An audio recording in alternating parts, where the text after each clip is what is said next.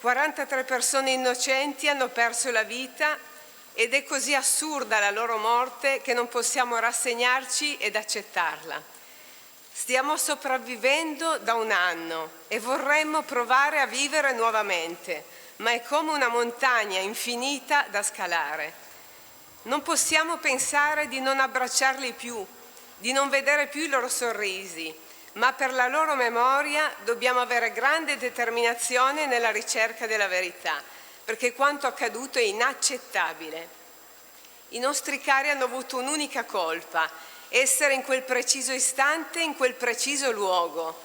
La loro è stata una condanna a morte senza possibilità di appello. Come cittadini non possiamo accettare che eventi di questo tipo possano accadere. Chiediamo ai nostri rappresentanti, qui intervenuti numerosi, un segnale concreto affinché i cittadini possano sentirsi tutelati. I nostri rappresentanti devono gestire con la massima attenzione l'affidamento di beni pubblici. Al contempo dovrà essere potenziata la vigilanza.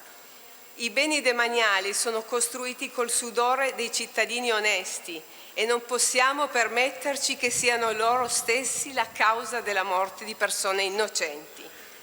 Chiediamo anche ai cittadini che hanno partecipato al nostro dolore di essere vigili ed attenti sempre, di mantenere viva la coscienza civile per stimolare azioni concrete della classe politica.